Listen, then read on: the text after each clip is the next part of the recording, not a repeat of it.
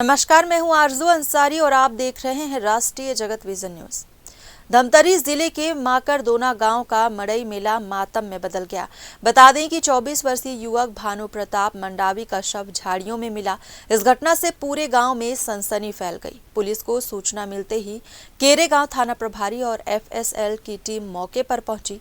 प्रारंभिक जांच में ही स्पष्ट हो गया कि युवक की हत्या की गई है और शव को झाड़ियों में फेंका गया है। 25 अक्टूबर की शाम माकरदोना मेला लोगों की भीड़ और खुशियों से भरा हुआ था।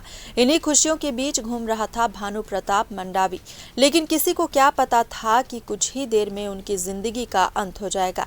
झाड़ियों में उनका खून से लथपथ शव मिलने से लोगों में हड़कंप मच गया। पोस्टमार्टम रिपोर्ट में पुष्टि हुई कि युवक की धारदार हथियार से हत्या कर दी गई है। पुलिस ने तकनीकी जांच और साइबर विश्लेषण के जरिए मामले की दिशा को नामों तक पहुंचाई।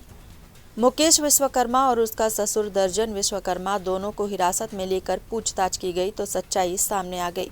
आरोपी मुकेश को अपनी पत्नी और मृतक भानु प्रताप के बीच अवैध संबंधों का शक था। मेला घूमते समय दोनों को साथ देखकर उसका शक यकीन में बदल गया और उसने ससुर के साथ मिलकर हत्या की साजिश रच डाली। मौका मिलते ही दोनों ने भानु प्रताप पर चाकू से ताबड़तोड़ वार किए। युवक ने बचने की कोशिश की, लेकिन घटनास्थल पर ही उसकी मौत हो गई। पुलिस ने आरोपियों की निशानदेही पर हत्या में इस्तेमाल चाकू, कपड़े और अन्य साक्ष्य बरामद किए हैं। दोनों आरोपी अब न्यायिक रिमांड पर जेल भेज दिए गए हैं। फिलहाल इस खबर में बस इतना ही। देश प्रदेश की खबरों से अपडेटेड रहने के लिए हमारे चैनल को सब्सक्राइब करें और नए खबरों के नोटिफिकेशन के लिए बेल आइकॉन जरूर दबाएं। नमस्कार।